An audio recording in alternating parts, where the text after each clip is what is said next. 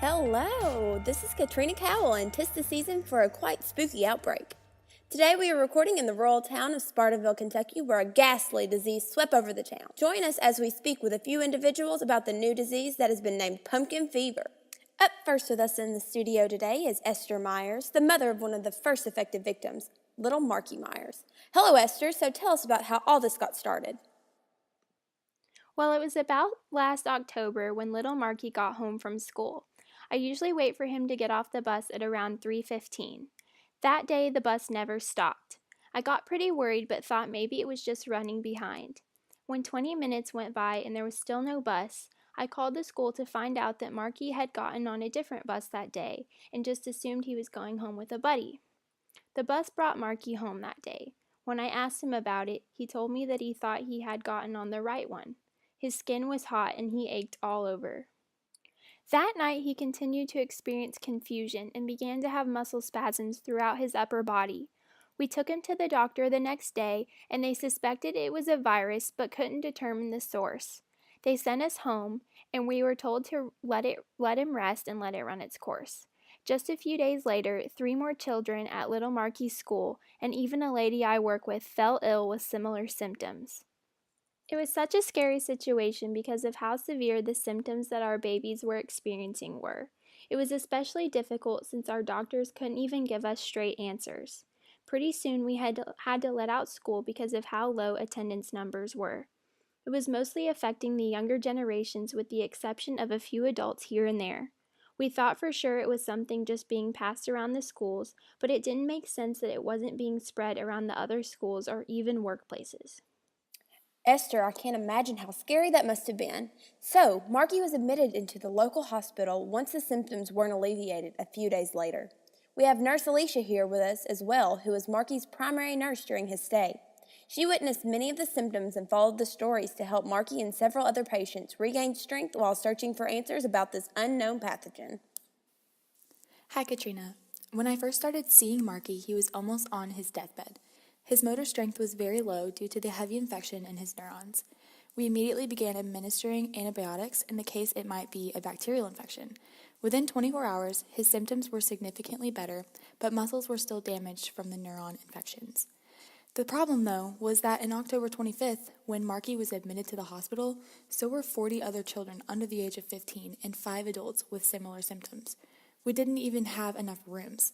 Several patients like Marky we had sent home thinking it was viral just a few days earlier. There were 20 that were already so heavily affected that they passed away that day. It was so crazy because even though treatment with antibiotics seemed to be working, there were new infections and even fatalities daily. No one knew what was causing it. To make it even more bizarre, the families were all from the nearby neighborhoods in the countryside. The hospital was so full we began administering antibiotics and sending patients home with the recommendation of not drinking from the tap and avoiding buying any unsealed food items from the countryside market. The cases didn't slow down, and neither did the staff here at the hospital. We needed help. Our small town had lost so many that we made national news, and epidemiologists from the CDC were called in to investigate. I bet not being able to treat all those patients that needed your help was so frustrating for you. We always want the answers we can't always have. Speaking of answers, we have epidemiologist Sarah Peters from the Center for Disease Control on the line to let us know about her findings last October in Spartaville. Hello, Sarah, can you hear us? Hello, Katrina. Thanks so much for giving me a call today. As you can tell from hearing from Esther and Alicia, there was a very odd and fatal situation going on here in Spartaville. They called me in to try to find the source of what was happening and to help put a stop to the spread of this bacteria. As we learned from Dr. John Snow's map of the 1854 London cholera outbreak, mapping out all of the cases can be very helpful. Since many people had noticed that the cases were mostly occurring out of town, I made a map very similar to that one. The results weren't very surprising. There was a very dense incidence in the neighborhood that Marquis lives in. What was surprising, though, was that it wasn't near the country mart, and there was a pretty even distribution of residents who received city water and country water. So there were no clear indications of what all these households had in common other than their location. Another common theme that was evaluated was the age range. There were a few reported cases in adults, but the vast majority were young children, but also no babies. School was a matter of concern for spreading it, but that couldn't have been the source because of the map. The last thing we began to research was the first few reported cases, most of which ended in fatalities. Markey was quite lucky. We visited the location of the first three reported. 2 were at the same house where there was a big farm that was used to raise cattle in the spring and then grow pumpkins to sell in the fall. We brought a few of the pumpkins and soil samples from the patch into the lab. We were able to obtain a bacteria sample from a diagnosed patient to compare, and sure enough, the bacteria matched up. Since the farm was also used to raise cattle, there was a lot of fecal matter within most of the samples we took. When the soil samples were compared, the samples that contained the most fecal matter also contained the most bacteria.